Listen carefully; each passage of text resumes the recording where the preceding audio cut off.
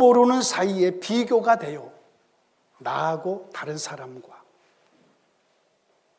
또 다른 사람과 또 다른 사람을 비교하면서 살아요.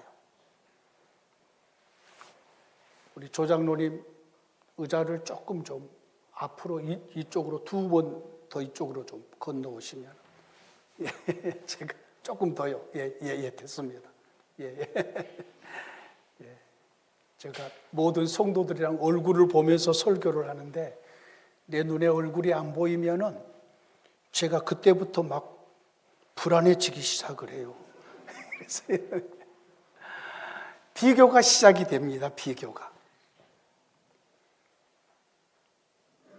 우리의 모든 삶은 비교하면서 좋다, 나쁘다를 결정을 하게 되거든요. 자, 그래서 우리 교회 목사와 다른 교회 목사를 비교를 해요. 저도 알아요. 비교 당하고 있는 줄을 알아서 잘하려고 애를 쓰고 있는 거지요. 다른 목사보다 더 많이 기도하려고, 더 많이 말씀 준비하려고, 더 사랑하려고, 또 맛있는 커피 더 드리려고 애를 쓰고 있는 거예요. 아, 우리 목사님 그래도 괜찮다. 이렇게 비교를 해도 괜찮처럼 보이려고. 내 남편과 다른 남편도 비교를 합니다. 저 집 남편은 형편없는데 우리 남편은 왜 이렇게 잘하나. 전에 제 아내가 항상 조수석에 타고 어디를 갈 때에 추운 겨울에 가다 보면은 길가에서 과일을 팔고 있는 이런 어떤 할머니나 아주머니를 만나게 됩니다. 그러면 제가 한마디 던집니다. 여보, 당신 참 결혼 잘한 것 같지? 저기서 과일 팔고 계신 분 봐. 저런 분도 있어. 그랬더니 나를 이렇게 딱 쳐다보면서 어떤 사람은 그 안에 뭐가 들어가요? 1년, 2년, 몇 년이 들어가요? 결혼 잘해가지고 외제차 타고 다닌단다. 할 말이 없는 거죠, 내가. 비교를 한다고요. 그런데 우리가 비교를 하는 동안에 정말로 잘하는 사람들을 만나요. 아내를 정말로 사랑하는 남편을 만나고, 남편에게 정말 잘하는 아내분들을 만나고, 그런 분들을 만나잖아요. 그런 분들이 우리 주위에 기분 나쁘게 있잖아요. 그죠? 속상하게. 다 나보다 좀 못했으면 좋겠는데 더 잘한 사람들이 분명히 있단 말이에요. 그런데 그런 것을 보면서 이제 옆에서 나도 조금 찔릴 뿐만 아니라 옆에서 구원하는 거죠. 좀 잘해보라고, 좀 잘해보라고. 누워있는 제 아내에게 내가 여보 사랑해, 여보 사랑해, 막 좋아해 라고 얘기를 하면은 눈을 딱 뜨고 한마디 합니다. 쇼하고 있네. 한 방에 딱 하는 거죠, 뭐 그냥. 한 방에 끝나는 겁니다. 쇼하고 있네, 그런 겁니다. 지금 이 배경을 모르신 분들을 위해서 2달 전에 3월 10일 날 딱 2달 됐네요. 제 아내가 뇌출혈로 쓰러져서 40일 동안 중환자실에 수술하고 있다가 지금 이제 일반 병실에 옮겨져서 3주째 됐습니다. 그런 상황이어서 왔다 갔다 합니다. 어쩔 때는 제가 가면은 아빠 그러기도 하고요. 내가 누구야? 자꾸 물어보면 인간 신형 그러기도 하고, 아무튼 재미가 있습니다. 그 나름대로 재미가 있습니다. 자, 잘한 사람들이 있는데 우리는 그 잘한 사람을 따라하고 싶은 마음이 있습니다. 그런데 한참 지난 다음에 들려오는 소리가 그 잘한 사람이 영 못하는 경우들도 또 있단 말이에요. 그래서 이 세상에 있는 아무리 잘한 사람들이라고 할지라도 우리의 진정한 모델은 되지 않아요. 예수 믿는 저와 여러분들에게 정말 다행이고 감사한 것은 모든 면에서 잘하신 예수님이 계신다는 것. 오늘 어버이 주일입니다. 예수님은 부모에게 어떻게 했을까? 실은 며칠 동안 설교 준비를 다 끝내놓고 오늘 새벽에 이 설교를 위해서 기도하는데 하나님이 그 설교에 완전히 바꿔버리십니다. 그래서 오늘 제가 할 설교는 제가 며칠 동안 했던 설교가 아니라 오늘 새벽 예배 때부터 내가 하나님께부터 이렇게 감동을 받았던 그 부분의 설교를 하려고 합니다. 제가 원고를 오늘은 거의 안 볼 겁니다. 뭐 평상시에도 그렇지만은요. 자, 예수님께서 육신의 아버지에게 어떻게 했던가, 이건 성경에 안 나와 있습니다. 육신의 엄마에게 어떻게 했던가, 그것도 성경에 그렇게 많이 안 나와 있습니다. 우리의 관심은 예수님이 누구의 독생자 아들이에요? 하나님. 하나님의 독생자 아들로서 아버지 하나님께 어떻게 효도를 하셨는가? 어떻게? 자, 그러면 예수님이 행하셨던 그 부분을 성경 속에서 가장 닮은 꼴, 그것이 누가 있는가? 바로 이삭입니다. 이삭. 오늘 우리의 본문은 하나님이 아브라함을 시험하셔서 너의 아들 독자 이삭을 나에게 제물로 바쳐라.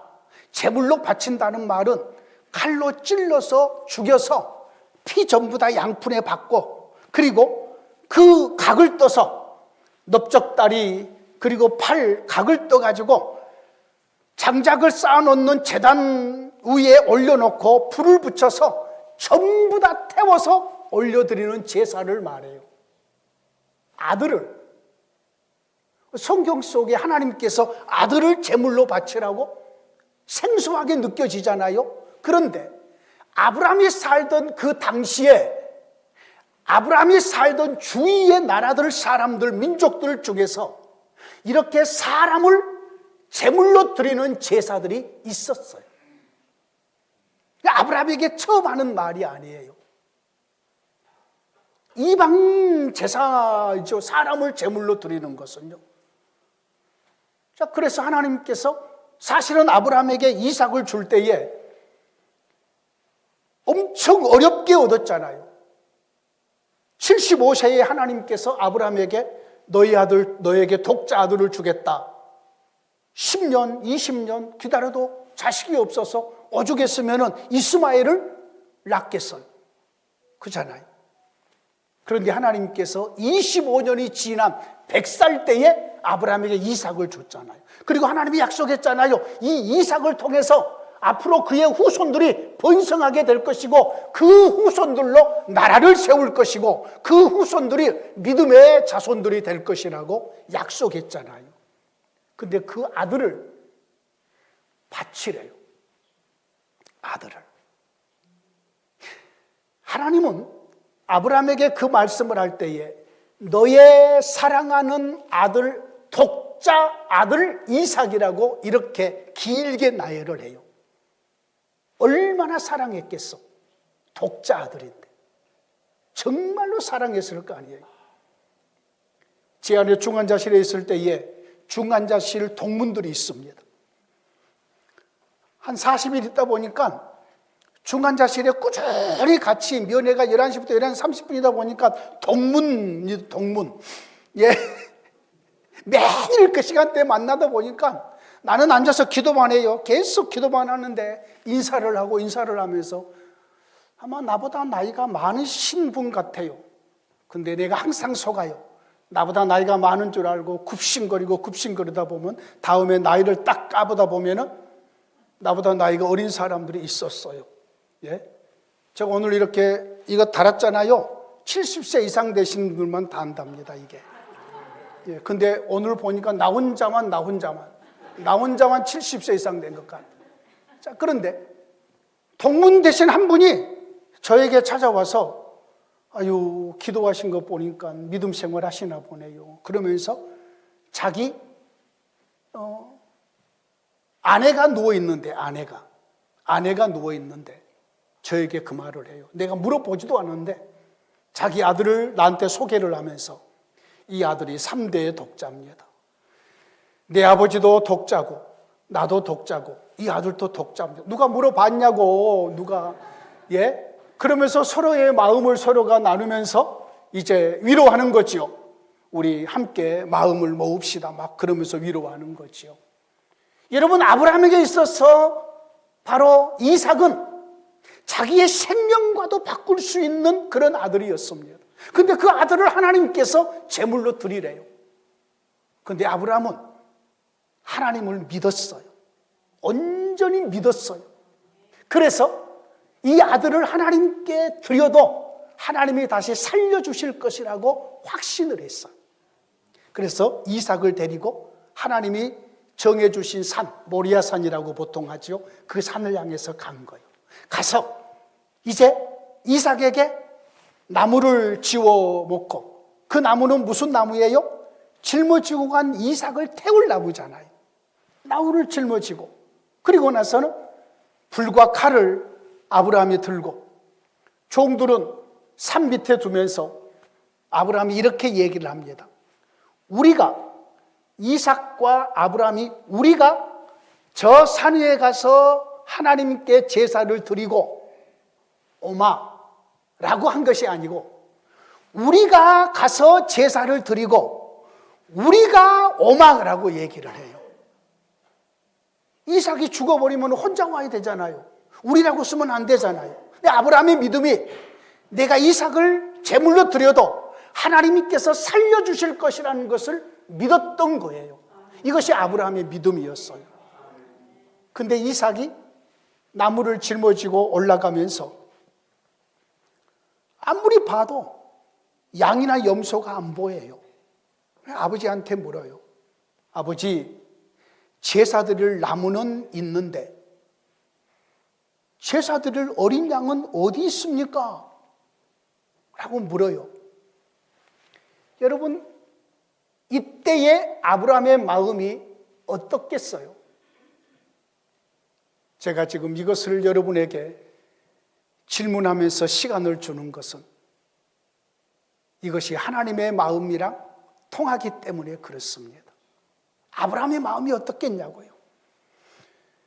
너가 바로 어린 양이고 제물이다.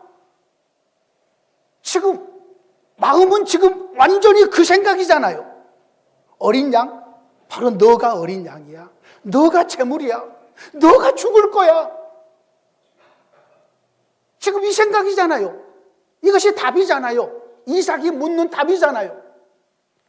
근데 아브라함은 그렇게 얘기합니다.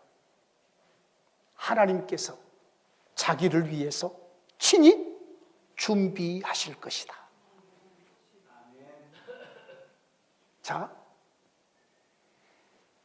이 사건을 지금 우리가 염두에 두시고 예수 그리스도와 연결해 보자고요. 지금 아버지께 효도하는 모델을 우리는 예수님을 잡았습니다. 근데 그 예수님께서 아버지께 순종해서 이 세상에 오셨어요. 그렇죠? 아버지께서 이 세상에 가라 그래서 오신 거잖아요.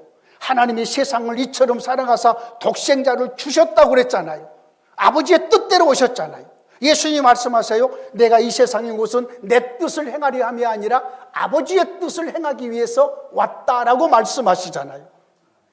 자, 그 예수님이 십자가를 앞에 두고 겟세마네 동산에서 기도하기 시작을 합니다. 아버지여,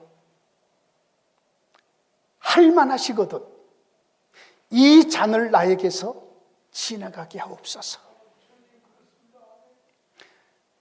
그러나 내 뜻대로 마시고 아버지의 뜻대로 되기를 원하나이다. 자, 아브라함이, 이삭이 아버지여, 불과 나무는 여기에 있는데 제사 드릴 어린 양은 어디에 있습니까? 물었을 때의 그 아브라함의 그 마음하고 예수님이 겟세마네 동산에서 아버지여, 이 잔이 나에게서 지나가게 하옵소서 라고 말했을 때에 그 하나님의 마음이 나는 찢어졌을 거라고 생각을 해요. 성경 속에 이삭의 탄생을 할 때에 전에 우리를 가르쳤던 서초롱 교수는 이삭이 아브라함의 가정에 탄생할 때에 아브라함이 맨 먼저 크리스마스를 맛보았다고 말을 합니다. 이삭의 탄생과 예수님의 탄생이 비슷하기 때문이죠. 이삭을 말미암아서 태어남으로 말미암아서 온 이스라엘이 믿음의 백성이 됩니다. 예수님이 이 세상에 오셔서 그 예수님을 영접하는, 예수님을 믿는 사람들이 전부 믿음의 백성들이 됩니다. 서로 연결이 되잖아요. 이삭이 지금 나무찜을 짊어지고 이 자기가 지금 불에 태워질 그 나무를 짊어지고 산을 오르고 있습니다. 예수님께서 자기가 짊어질 십자가를 짊어지고 골고다 언덕을 오르고 있습니다. 서로 닮지 않았습니까? 서로 닮았잖아요. 그렇죠? 아브라함이 모리아산에 올라가서 나무를 다 벌려놓고 이삭을 잡았습니다. 그리고 나서는 묶었습니다. 죽이기 위해서 묶었을 때에 이삭이 이렇게 아버지에게 말할 수 있잖아요. 엘리 엘리 라마 사박다니, 내 아버지요 내 아버지 어찌하여 나에게 이렇게 하십니까? 그러지 않았겠어요? 예수님이 십자가에 못 박혔을 때에 올리셨던 그 말이 뭐예요? 엘리 엘리 라마 사박다니, 나의 하나님 나의 하나님 어찌하여 나를 버리시나이까? 이삭이 아버지께 묶임을 당할 때에 도망갈 수도 있잖아요. 아버지보다 달리기도 잘했을 거예요. 한 10대 후반쯤 됐으니까 얼마든지 아버지를 뿌리칠 수 있을 거 아니겠어요?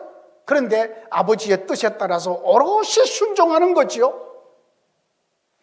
예수님도 그분의 능력으로 겟세마네 동산에 자기를 잡으러 왔을 때에 12형 더 되는 천사를 동원해서 전부 다 물리칠 수 있었는데, 이렇게 되면은 성경에 나에 대해서 이렇게 되리라는 말씀이 어떻게 응하겠느냐?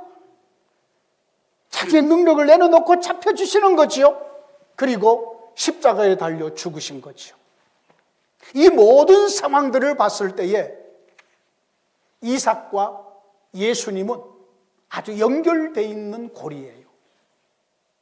자, 여기서 우리는 예수님께서 그리고 이삭을 통해서 드러낸 하나님의 뜻을 차근차근 살펴가 보도록 하죠. 효도와 관련하여서, 부모님에 대해서. 지금 하나님은 오늘 우리의 제목이 그거잖아요. 아버지와 아들을 지켜보신 하나님, 아브람과 이삭을 지켜보신 하나님이신 거지요. 그들이 집을 출발해서 모리아산으로 가는 모습을 하나님은 보고 계시는 거죠. 그리고 그들이 나눈 대화들도 하나님이 지금 듣고 계신 거지요. 그들이 일거수일투족을 전부 다 지켜보시면서 우리 하나님께서 그들의 모습 속에서 영광을 받으시는 거죠. 아브라함이 독자 아들보다 나를 더 사랑하는구나. 이삭이 아버지 아버지 아브라함을 신뢰하는구나. 그리고 저렇게 순종하는구나. 그리고 끝까지 나를 의지하는구나. 번제드릴 어린 양은 하나님께서 친히 준비하신다까지.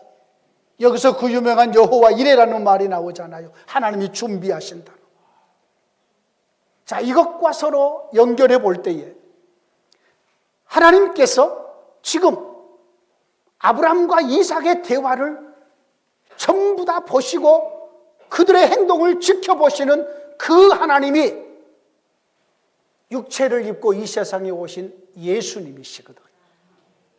그 예수님이 우리 하나님 아버지께 대해서 어떻게 행하셨는가? 첫 번째로 아버지 하나님을 전적으로 신뢰했습니다. 하나님이 행하신 일이라면 전부 옳습니다. 하나님의 말씀이라면 다 옳습니다. 우리 주님의 첫 번째 효도의 첫 번째 부분이 바로 그 부분입니다. 여러분, 자식이 아버지를 존경하고 신뢰한다는 것은 얼마나 중요한 부분인지 몰라요. 이것이 효도의 시작일 것이에요.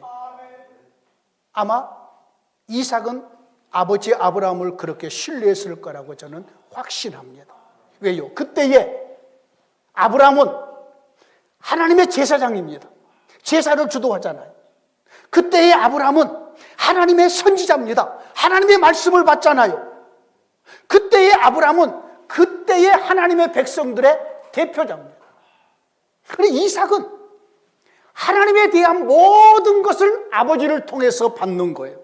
하나님의 말씀도 아버지 아브라함을 통해서 받고, 하나님께 제사를 드리는 것도 아버지가 주관해가는 제사 드리는 곳에 동참하고, 하나님의 뜻을 이루어가는 부분도, 하나님의 약속도 아브라함이 받은 약속을 이삭이 그대로 이어받는 거거든요. 그러므로 이삭도 자기 아버지 아브라함을 온전히 신뢰했을 것이에요. 이것이 저는 효도의 시작이라고 봅니다. 여러분의 자녀들이, 여러분의 부모들이 계신가요? 여러분의 부모를 온전히 신뢰하시기를 원합니다. 어려서부터 여기까지 여러분을 낳아서 잉태해서 해산해서 이렇게 길러내는 그 모든 과정들이 전부 다 여러분을 사랑하는 신뢰였습니다. 여러분을 사랑했기 때문에 그런 거지요. 여러분을 아끼고 생명을 줘도 아깝지 않은 우리의 자녀들이잖아요. 그죠? 우리의 자녀들이에요. 아무리 내 자식이 남과 비교해가지고 좀 못났다고 할지라도 내가 볼 때는 세상에서 가장 존귀한 내 자식이고 내 보배잖아요. 무엇과도 바꿀 수 없는 자식들이잖아요. 그러면 이 자식들의 입장에서 진정한 효도는 나를 이렇게 아껴주시고, 나를 이렇게 길러주시고, 나를 이렇게 사랑해주시는 우리 부모님에 대한 온전한 마음 속에서부터 드러나는 신뢰와 존경이 있어야 될 줄로 믿습니다. 이게 우선이에요, 우선. 우리 주님은 아버지 하나님을 온전히 신뢰했어요. 하나님이 가라, 예. 하나님께서 죽어라, 예. 하나님이 이것을 해라, 예. 하고 온전히 하나님이 행하시는 일이 옳습니다. 하나님께서 행하시는 그 모든 것들이 전부 온전합니다 하면서 아버지 하나님을 신뢰한 거지요. 뿐만 아니라 아버지의 뜻에 죽기까지 순종했어요. 순종. 이게 효도의 중요한 부분이에요. 물론 신약시대에 와서 십계명이 이렇게 조금 바뀝니다. 주 안에서 순종하라고 바뀌어요. 내 부모를 공경하라. 그러면서 우리에게 주 안에서 순종하라고 말씀을 해요. 부모가 잘못된 판단을 해가지고 자녀들에게 잘못된 길을 안내할 수 있잖아요. 그잖아요. 저희 어렸을 때 저희 부모님은 우상을 숭배하는 부모님들이었습니다. 제사상을 차려놓고 제가 2학년 때 예수를 믿었는데, 자, 얘들 다 이리 와라. 다 와라, 우리 절하자. 저는 안 했습니다. 거기에는 순종할 수 없습니다. 거기는. 그리고 이 제사상을 이렇게 제사를 한 10시쯤에 상을 차려놓고 12시까지 놔둬요. 그러면 저는 가서 장난칩니다. 다 전부 다 방에 있을 때에 나 혼자 가서 할아버지 할머니 밥상에 올려놓는 거 밥 떠가지고 국에다 말아놓습니다. 그러고 오는 거죠. 그러면은 누가 이랬냐고 야단이면은 저는 또 한마디 합니다. 아니, 할머니한테 드린 거니까 할머니가 말았겠지. 저 녀석이 그랬다고. 아니, 내가 언제 할머니가 밥 말아 드시려고 많은 거 아니야. 돌아가신 분이 어떻게? 그럼 돌아가신 분이 아무 소용 없는데 왜 제사를 지내냐고. 그렇잖아요. 예? 이런 부모가 잘못된 길로 안내할 수 있습니다. 거기는 순종하지 않으셔야 됩니다. 그러나 부모가 바른 길로 안내했을 때는 무조건 순종해야 됩니다. 아버지 하나님께서 우리 주님에게 명령하시고 원하시는 것들은 전부 좋은 것입니다. 그렇기 때문에 우리 주님은 죽기까지, 십자가에 달리기까지 순종했다고요. 이것이 효도예요, 효도. 이삭을 볼까요? 아버지가 묶일 때까지 아버지가 우리 산에 제사 드리러 가자. 오늘 저 축구해야 돼요. 오늘 친구들이랑 축구해야 되기 때문에 시간이 안 돼요. 이삭아, 오늘은 시간 내줘라. 안 된다니까요. 오늘 제가 친구들과 가 이러지 않았어요. 네 아버지, 네 아버지하고 따라갑니다.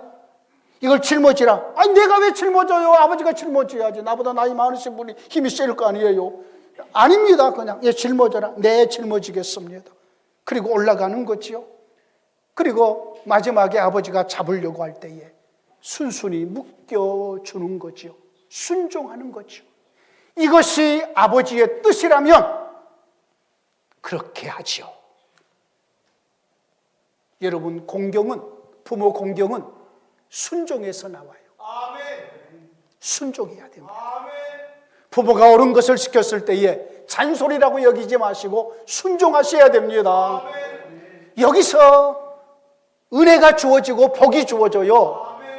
여러분이 수천억의 자산을 가지고 있다면 순종하는 자식에게 주겠어? 불순종하는 자식에게 주겠어? 순종하는 자식에게 주지 않겠어요?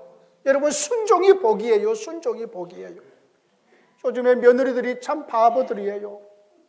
어머님, 이번 구정 때는 못 가겠어요. 해외여행 가느라고 못 찾아뵙겠어요. 죄송해요. 그러고 문자를 보냈다잖아요, 시어머니한테. 시어머니가 그래, 잘 갔다 오니라. 차분히 천천히 놀다 오니라. 너가 없는 동안에 이번 구정 때는 내 재산을 다 나눠주려고 한다. 어머니, 너는 해외여행 갔다 와. 나는 내일 할 테니까 너는 너희를 해. 그러면 되는 거죠. 그죠? 시골에서 참기름, 오늘도 여러분에게 맛있는 기름 나갈 것이에요.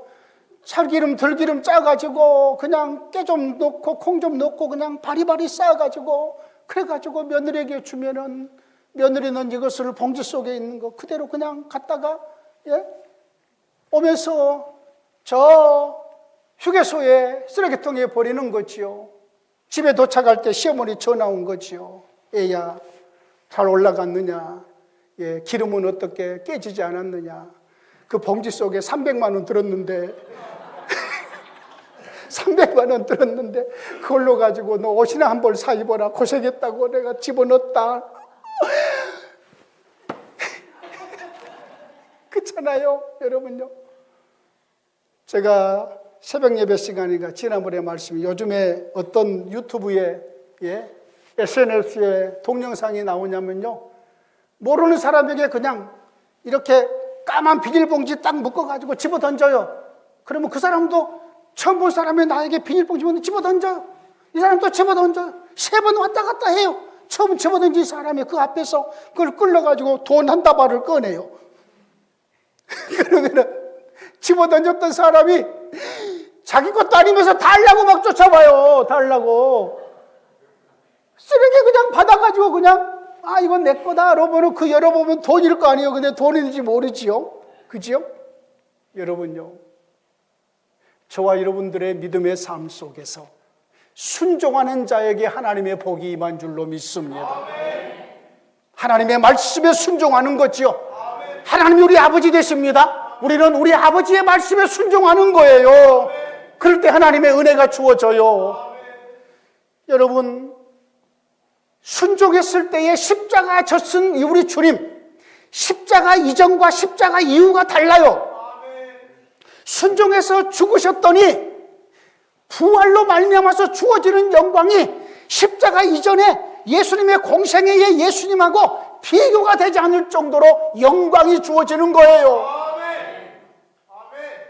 순종하는 자에게 하나님께서 은혜를 내려주시는 겁니다.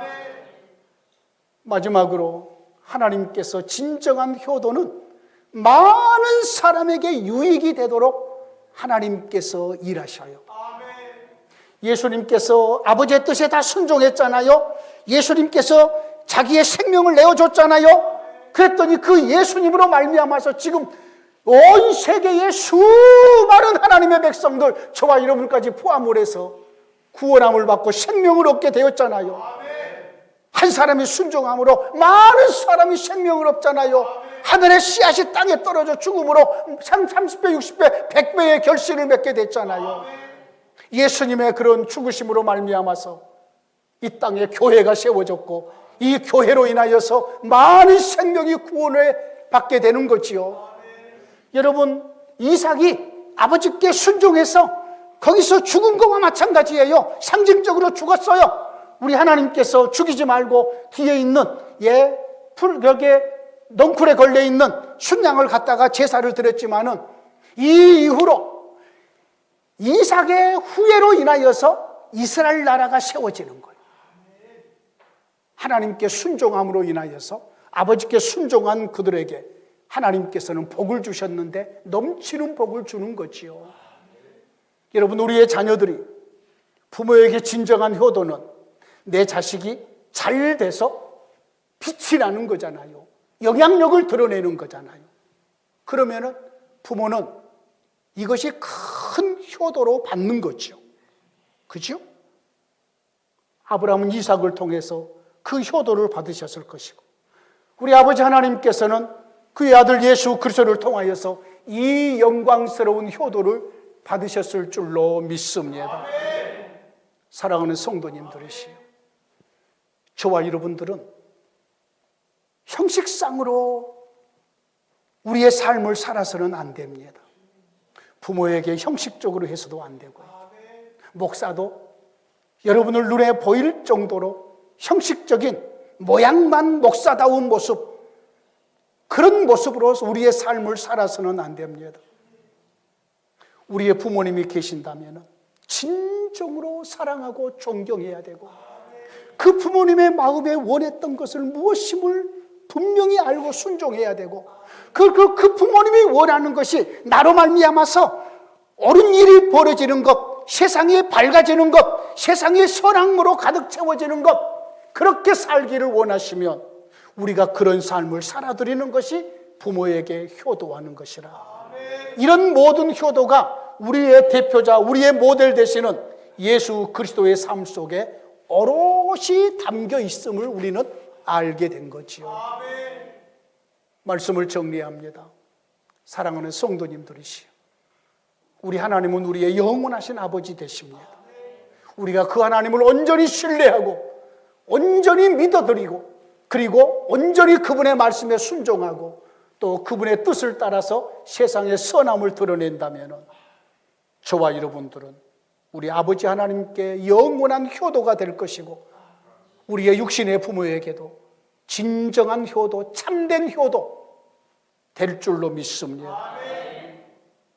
기도하겠습니다. 하나님 감사합니다. 하나님이 우리의 아버지 되시고